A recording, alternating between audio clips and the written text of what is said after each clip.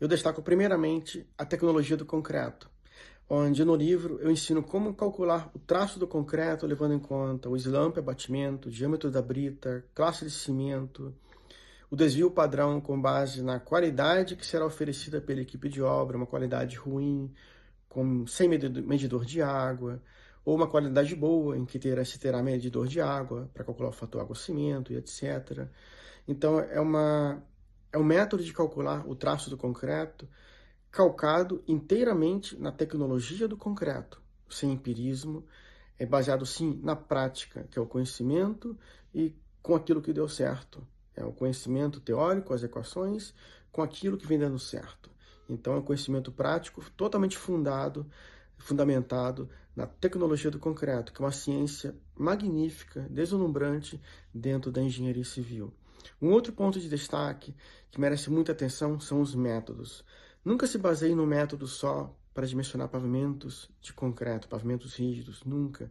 Sempre se utilize de vários métodos. E no livro eu trago cerca de 7 métodos, se não falha a memória, dentre eles merece destaque método de Westergaard, cartas de Piquet e Ryan, Meyerhoff, Palmer Green Miner, dentre outros, em que eu ensino através desses métodos como dimensionar o pavimento de concreto, com base nas cargas dinâmicas, advindas de veículos de guindastes, empilhadeiras, caminhões, vans, ônibus, carretas, advindas de estanterias, que são cargas montantes, que a gente chama assim tecnicamente falando, e cargas estáticas, que são aquelas literalmente, no caso, se apoiando diretamente sobre o piso, de modo inerte.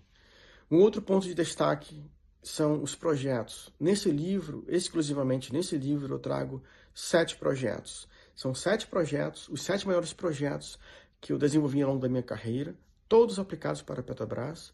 E diga-se de passagem, foram os únicos projetos que deram certo. Eu trouxe essa ciência para a companhia, de como dimensionar o pavimento sem gerar fissuras nem trincas. E através dessa ciência trazida, até hoje, meus relatórios permanecem lá como fonte de consulta, referência, até para licitações e contratações. E por isso, no final do livro, eu trago o memorial descritivo completo, que foi passado, eu chamo assim, passado na máquina de cana-de-açúcar por diversas vezes, até ser espremido ao limite. Então, é assim que eu era tratado, pelos meus gerentes e coordenadores, sempre tentando extrair de mim, não, Jari, não tá bom ainda, eu quero mais, eu quero melhor. Ainda falta isso no relatório, enxugue isso, enxugue aquilo, melhore aquele ponto. Então, com base nisso tudo, eu consegui gerar um melhor modelo, até hoje, falando assim, de memorial descritivo, que também serve de referência para a Petrobras até hoje, esse modelo. E eu trago esse modelo de memorial descritivo para você que atua na área de licitações de projetos, por exemplo, vai ser muito útil. Ou para você que está fazendo o projeto, propriamente dito, é você que está fazendo o projeto e liberando para o cliente ou para a obra. Lá eu ensino como você descrever a obra de pavimento industrial em concreto, propriamente dito, a introdução, o objetivo, como trazer as características, como descrever as fotos, no caso de um laudo técnico, já migra para um laudo técnico, é muito similar ao descritivo para um laudo técnico, o linguajar técnico.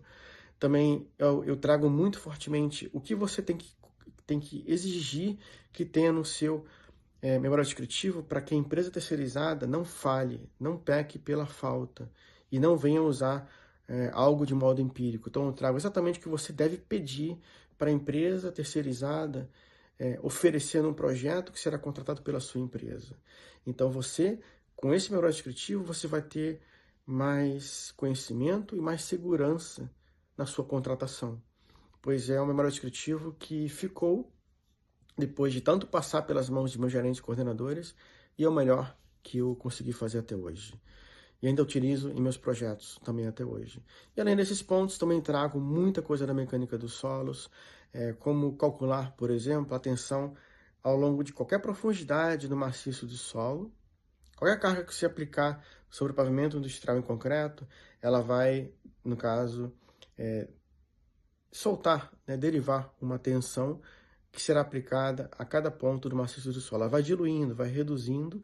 Eu ensino como calcular a tensão ao longo de cada profundidade do maciço do solo, pelo método no caso do ábaco de Fadum, muito usado na mecânica dos solos, e como comparar essas tensões em cada ponto do maciço do solo com as tensões obtidas no seu relatório de SPT, relatório de sondagem. Toda obra, lembre-se, tem que ter relatório de sondagem, defendo muito isso, seja uma obra de casa, uma obra de edifício, uma obra de, no caso de pavimento, sempre tem que ter o mínimo no caso de furos de sondagem e SPT.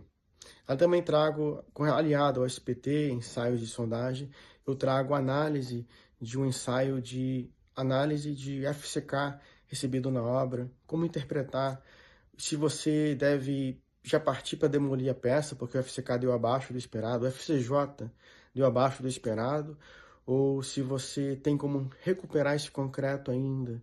Qual o tempo, qual a estimativa de crescimento da resistência do tempo de concreto ao longo dos dias, semanas, meses? Será que dá para recuperar esse FCK que veio abaixo do FCK esperado, requisitado no projeto e foi recebido na obra?